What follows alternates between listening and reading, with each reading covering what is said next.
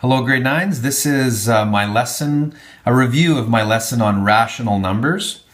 And so basically the definition of a rational number is a number that can be written as a fraction a over b, where a and b are integers, but b is not 0.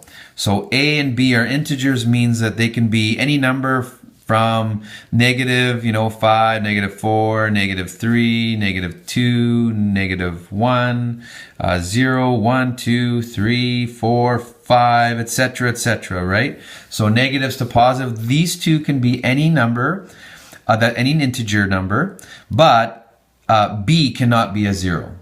So b can be has to be at least an integer such as -1, -2, +1, +2, but never 0, okay?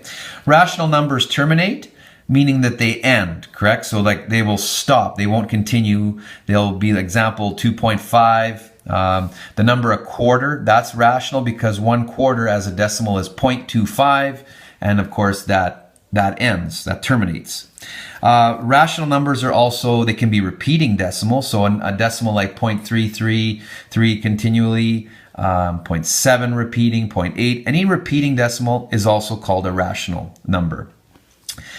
If a decimal number is non-terminating, however, like pi kind of continues on and on unpredictably, 3.14159, there's a whole bunch of other numbers after that, we say it's not rational or irrational. All right. So examples of some other rational numbers because they terminate, right? 3.75, 7/8.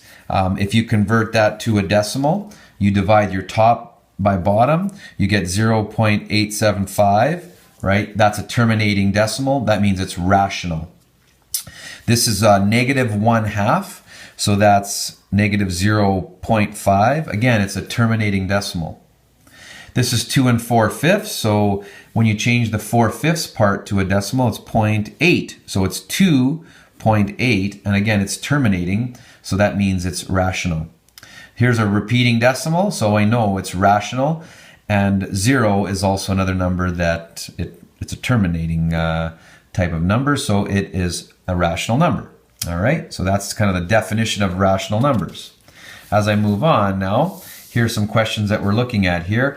Comparing and ordering. So for example, if I asked you to compare these numbers, these rational numbers, and put them in order, I like to do it on a number line like this. So we will change to a decimal first and place them on a number line. So for example, this one and this one and this one, we have to change them to decimals, right? So this would be 0.8 if you divide top by bottom.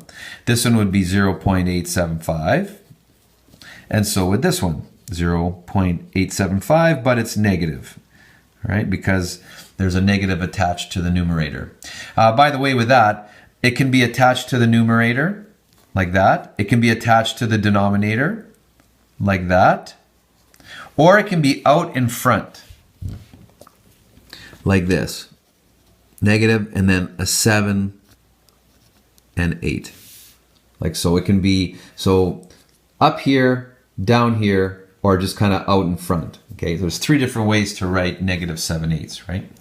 Okay, so now if we look at the range, what we have here, I've got a -1.2 as my smallest number, and my biggest number looks like this one right here. So I will need to make a number line like so, from -2, -1, 0, 1, and let's say I'll go up to 2. I don't think I'll need that. Now I'm going to place these numbers on there. So -1.2, the first one, is right here. If I had to estimate, I know that's 0.5 right there. So 0.2 would probably be right there, right? -1.2. Next one is 4/5, 0.8. There's 0.5, so 0.8 is 6, 7, 8, right about there. That's 4/5. I'm going to use this this fraction here.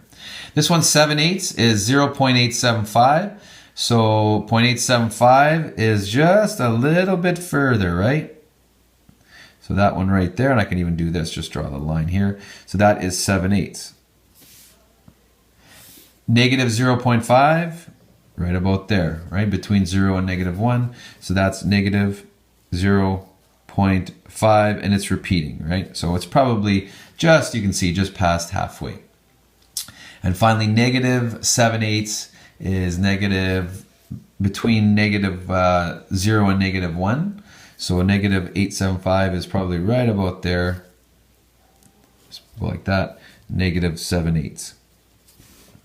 Okay, so pretty simple. Another example here, let's say we had this.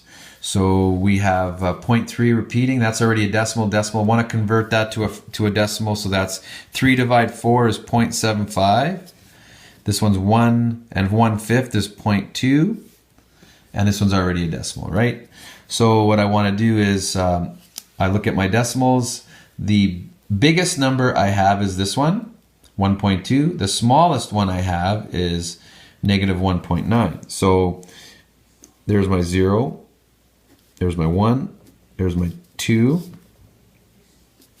there's my -1, and there's my -2. All right, so I set up my number line.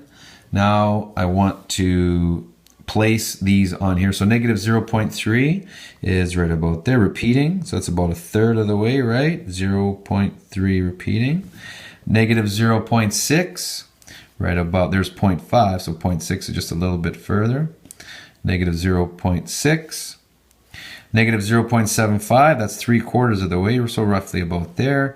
And I'll just kind of go like this. Negative 0.75. Oh, pardon me. We have to use this guy right here, so negative 3/4. There we go. 1 1/5 is 1.2. 1.5 is there, so 1.2 is about right here. 1 1/5, like so. And finally, negative 1.9, so that's way over here, almost at, so there's 0.5, 6, 7, 8, 9, right about there.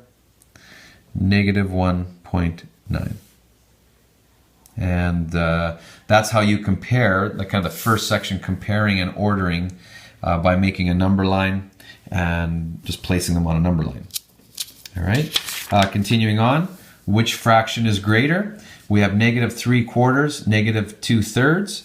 So you can use two different ways, the equivalent fractions, decimal method, okay? So I want to find, for example, the decimal method, very simple, right? Let's do that one first. We change these both to a decimal. So divide the top by the bottom. So that's, we're comparing, in other words, negative 0.75. And this one right here, 2 divided 3, negative would be negative 0.6 repeating, right? So now we look at these and we decide which one is greater. And we have to be careful because when we're talking about negatives, the bigger the negative, the smaller it is. Not the bigger the number as in positives. In positives, the bigger the number, the bigger it is. But in negatives, it's the opposite. The bigger the negative, the smaller it is. So obviously, this one's smaller and that one's bigger. So in other words, negative 2/3 is bigger. Right? The equivalent fractions way, this is where we convert both of these fractions to what's called a common denominator or common bottom number. So we look at the 4, we look at the 3, and we ask ourselves, what number do both of these numbers kind of go into? So both of these numbers go into 12. So we will change negative 3 over 4, and I'm going to write an equivalent of 12. Same with negative 2 over 3. I will convert it to a fraction out of 12. And when I get them both as twelfths, then I can compare them, because right now we're not comparing apples to apples. So how we change this, basically, I'm changing a 4 to a 12, which means to get from 4 to 12, you need to have a multiplier of 3. 4 times 3 is 12. So whatever you do to the bottom, you do to the top. So negative 3 times 3 is negative 9 twelfths. Down below, we have to multiply by 4. And so whatever I do here, times negative 2 by 4, and you get negative 8. So now I'm comparing negative 9 twelfths to negative 8 twelfths. They're both the same fractions now. Again, the bigger the negative, the smaller it is. And again, you can see that this one is smaller. So once again, that means that this one is bigger, which means that this one is the bigger. Right? There's two different ways. Students can kind of pick their own way to do it, right? I'll show you another example here. We have negative 7/10 or 3/5. So decimal way, very simple. Change this to a decimal, top divide bottom. We have negative 0.7, and the other one, 3 divide 5 is 0.6, so negative 0.6. The bigger the negative, the smaller it is. So obviously this one's smaller, which means that 0.6 is bigger. So that's negative 3/5 is larger. That's what we want. Okay. Equivalent fractions. So we look at the 10 and the 5. They both, what number can they both go into? They both can go into 10. They both go into 20, but preferably they both go into the smallest number of 10. So in other words, negative 7/10 does not really have to change. We can leave it as negative 7/10. This one here, negative 3/5, we do have to change the 5 to a 10. So we will multiply it by 2. 5 times 2, so negative 3 times 2, that equals negative 6. Now they're both tenths. We look at the top number, this is negative 7, negative 6. The bigger the negative, the smaller it is. So that means this one's smaller, this one's larger, which means that this one here is the larger because it's the lesser of the negatives, right? And that's which fraction is greater section.